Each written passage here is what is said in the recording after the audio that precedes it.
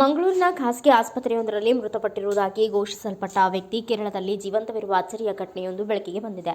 ಮಂಗಳೂರಿನ ಆಸ್ಪತ್ರೆಯಲ್ಲಿ ಮೃತಪಟ್ಟಿದ್ದು ಎಂದು ಭಾವಿಸಲಾಗಿದ್ದ 67 ವರ್ಷದ ಪವಿತ್ರನ್ ಅವರು ಅಂತ್ಯಕ್ರಿಯೆಗೆ ಕೆಲವು ಗಂಟೆಗಳ ಮುನ್ನವೇ ಪುನರ್ಜೀವನ ಪಡೆದಿದ್ದಾರೆ. ಕೊಣ್ಣೂರಿನ ಪೊಚ್ಚಪೋಯಿಕ ಮೂಲದ ವೆಳ್ಳುವಕ್ಕಂಡಿ ಪವಿತ್ರನ್ ಎಂದು ಗುರುತಿಸಲಾದ ವ್ಯಕ್ತಿಯನ್ನ ಪಾರ್ಶ್ವವಾಯು ಮತ್ತು ಉಸಿರಾಟದ ಸಮಸ್ಯೆಗಳ ಚಿಕಿತ್ಸೆಗಾಗಿ ಮಂಗಳೂರಿನ ಖಾಸಗಿ ಆಸ್ಪತ್ರೆಗೆ ದಾಖಲಿಸಲಾಗಿತ್ತು. ವೆಂಟಿಲೇಟರ್ನಲ್ಲಿ ಇರಿಸಿ ಚಿಕಿತ್ಸೆ ನೀಡುತ್ತಿದ್ದರು. ಆರೋಗ್ಯದಲ್ಲಿ ಯಾವುದೇ ಚೇತರಿಕೆ ಕಂಡುಬರದ ಹಿನ್ನೆಲೆಯಲ್ಲಿ ವೈದ್ಯರು ಯಾವುದೇ ಭರವಸೆ ಇಲ್ಲ ಎಂದು ಕುಟುಂಬಕ್ಕೆ ತಿಳಿಸಿದರು.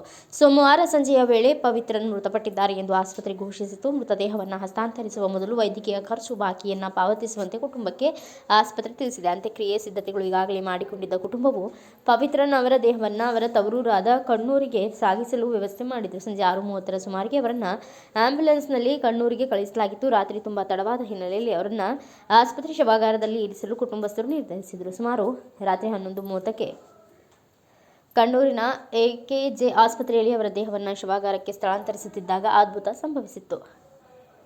ಎಲೆಕ್ಟ್ರಿಷಿಯನ್ ಅನೂಪ್ ಮತ್ತು ರಾತ್ರಿ ಸೂಪರ್ವೈಸರ್ ಆರ್ ಜಯನ್ ಎಂಬ ಇಬ್ಬರು ಸಿಬ್ಬಂದಿ ಪವಿತ್ರನ್ ಅವರ ಕೈಯಲ್ಲಿ ಸ್ವಲ್ಪ ಚಲನೆಯನ್ನು ಗಮನಿಸಿದರು. ಆರಂಭದಲ್ಲಿ ಪ್ರತಿಫಲವೆಂದು ಪರಿಗಣಿಸಲಾಗಿದ್ರು. ಗಮನವಿಟ್ಟು ಸಿಬ್ಬಂದಿಗಳು ನಾಡಿ ಮಿಡಿತವನ್ನು ಪರಿಶೀಲಿಸಿದರು. ಜೀವ ಇದೆ ಎಂದು ಅರಿತ ಅವರು ಪವಿತ್ರನ್ ಅವರನ್ನು ತುರ್ತು ವಿಭಾಗಕ್ಕೆ ಸ್ಥಳಾಂತರಿಸಿದರು. ಅಲ್ಲಿ ವೈದ್ಯರು ಅವರು ನಿಜವಾಗಿಯೂ ಜೀವಂತವಾಗಿದ್ದಾರೆ ಎಂದು ದೃಢಪಡಿಸಿದ್ದಾರೆ.